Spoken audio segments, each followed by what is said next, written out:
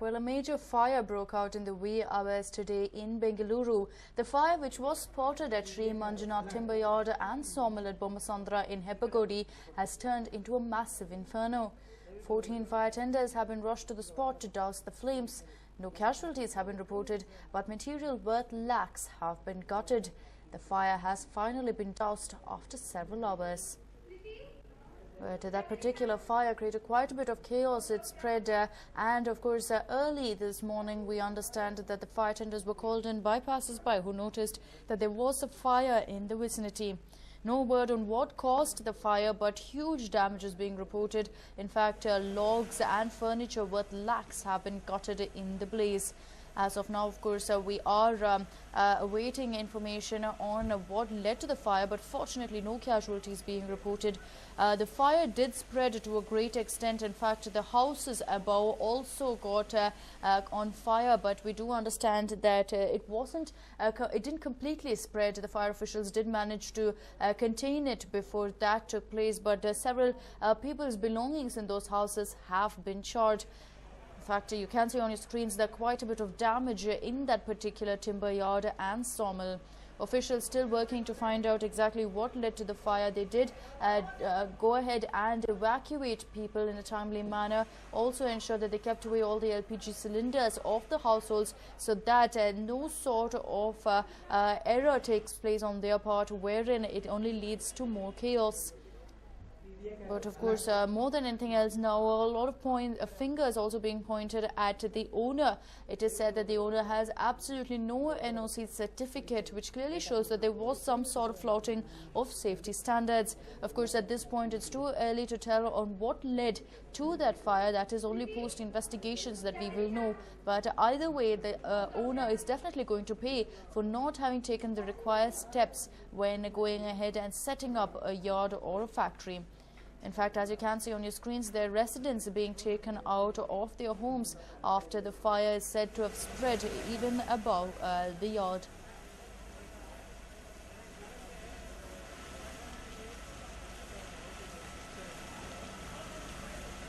Well, let's listen in to what N.R. Markandaya, the CFO of Bangalore West, had to say about this incident. The fire accident message received by morning 3:15 a.m. Immediately we turn out the vehicles from nearby fire station like Electronic City, Sarjapura and High Grounds, Jayanagara. Then immediately rushed the spot. Then we started the firefighting operations in the residential area because that's the life is very precious. Because of that we have taken care of the particular residential area firstly. Then extinguished this building complex of the G+2 and there are so many multiple industries are running here. Everything is totally unauthorized. They are not having any fire precautions, nothing. So they won't take any NOC from the fire department. We are not aware of that. What are the industries running in the Bangalore city? It is very difficult to us.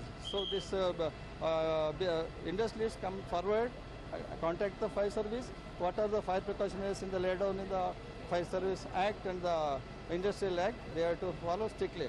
Because of their negligence, fire accident happened. So luckily, no injuries, no death at all.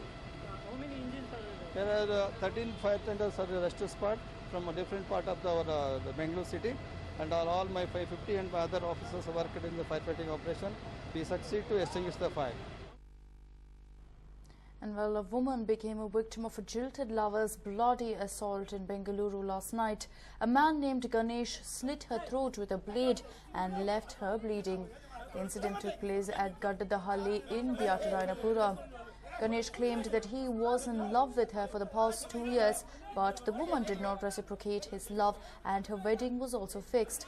Ganesh, who was said to be very angry, attacked her with a blade while she was standing on the balcony at around 8:30 last night. She now has cuts and injuries on her neck, face and stomach. The woman has now been shifted to Gayatri Hospital for further treatment. But of course, not the first of its kind incident coming to light there.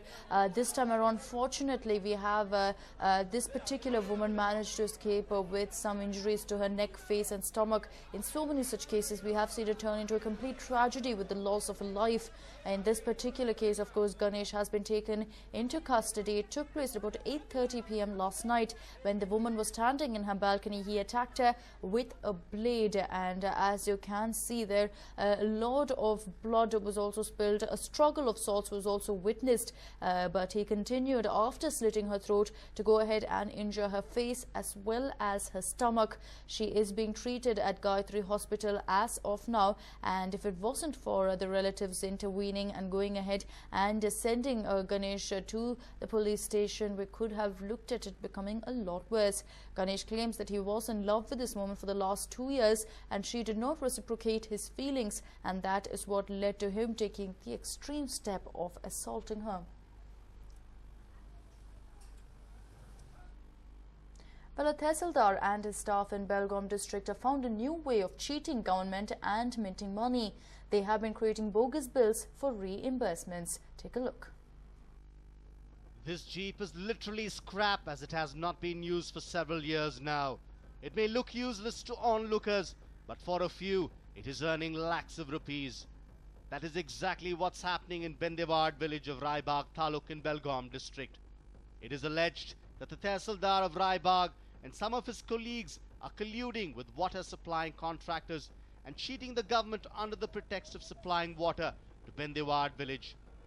The contractor for supplying water to Darepa Andani village has shown this immovable vehicle as a water tanker and created bogus bills. The tanker's number has been listed as CNL 1103 in the bills. The Transport Office says that a vehicle bearing this registration number does not exist at all. The contractor is said to have claimed that he supplied water to Hukkeri Taluk as well. Jeep ಅದು ಮತ್ತು ತೆಗೆದು truck ಅತ್ತಂದ number ಹಾಕಿ ಕೆಲವೊಂದು bogus ಟ್ರಕ್ಕನ್ನೆಲ್ಲ scrap ಇದೆ sir. Scrap ಆಗಿ ಟ್ರಕ್ಗಳ number ಹಾಕಿ bill ತೆಗೆದ sir. ಆಮೇಲೆ order ಕಾಪಿಯಲ್ಲಿ ಒಂದು ಗಾಡಿ ಕನಿಷ್ಠ 3 ರಿಂದ 4 ಟ್ರಿಪ್ ಹಾಕ್ಬೋದು ಸರ್. ಒಂದು ಹಳ್ಳಿಗೆ 9-10 ಟ್ರಿಪ್ ಆರ್ಡರ್ ಕೊಡ್ತಾರೆ ಸರ್. ಸುಮಾರು 50 ಲಕ್ಷದ ಮ್ಯಾಗೆ ಬೋಗಸ್ ಬಿಲ್ ತೆಗೆದ sir. It is alleged that another contractor, Vasant Karigar, also created bogus bills and collected reimbursements for water which he never supplied. The villagers allege that the Tehsildar of Raibagh and other staff in his office are involved in irregularities. The villagers and the Gram Panchayat members have made it clear that water tankers have not visited their place. Bendawada ಗ್ರಾಮದಾಗ ಅನ್ಕ ನೀರಿಂದ ಈಗ 6 ತಿಂಗಳಿಂದ ಹಿಡಿದ್ರಿ ತಹಶೀಲ್ದಾರ್ ಆಫೀಸಿನಾಗ ಖರ್ಚು ಅನ್ಕ ಹಾಕ್ತಾರ್ರಿ. ನೀರು ಮಾತ್ರ ಇಲ್ಲಿ ಬರಂಗಿಲ್ಲ. ಪ್ರತಿಯೊಂದು ಸಲ ನಾವು ಪಂಚಾಯತಿಂದ್ರ ಹೋಗಿ ಮನವಿ ಸಲ್ಲಿಸಿದ್ರೆ ಸಹಿತ ಅವಾಜ್ ಶಬ್ದಗಳಿಂದ ಇಲ್ಲಿ ಯಾಕೆ ಬರ್ತೀರಿ ಮಕ್ಕಳ್ರೆ ನಿಮ್ದು ಏನು ಕೆಲಸ ಐತಿ ಈ ರೀತಿ ಹೊರಟು ಶಬ್ದ ಉಪಯೋಗ ಮಾಡ್ತಾರೋ. It's not for the first time that allegations have been made against the Raibagh Tehsildar and his staff. They were allegedly involved in creating fake challans and are being investigated. There was also an allegation about landlords encroaching lands illegally and the Taluk administration doing nothing to curb the practice. Now it is the water scam.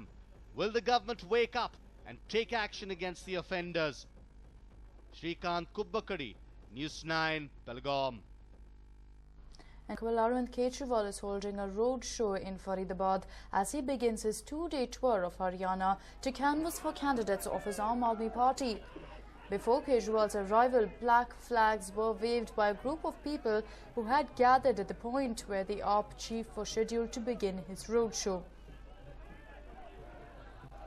Shouting slogans against the party, they alleged that Kejriwal and his ministers had shirked responsibility by giving up power in Delhi.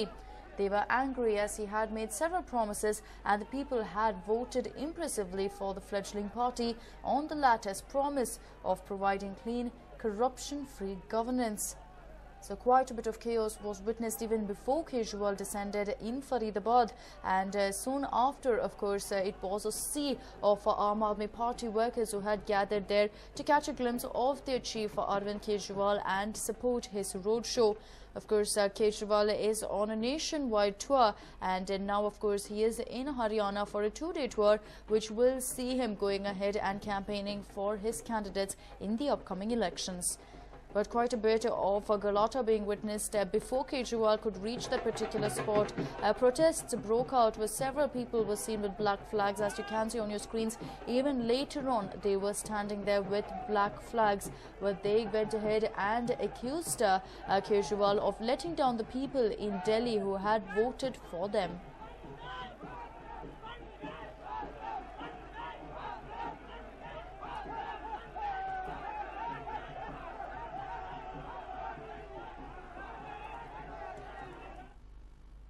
And moving on, Australian authorities have resumed search operations for the missing flight this morning.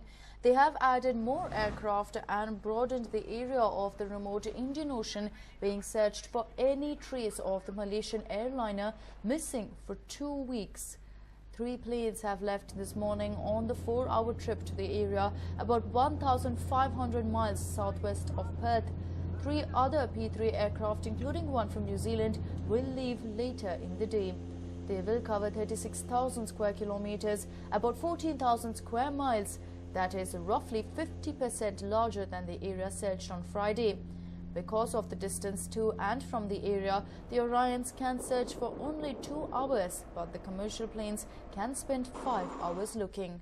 2 merchant ships are already in the area, and the Royal Australian Navy HMAS Success is scheduled to arrive this afternoon.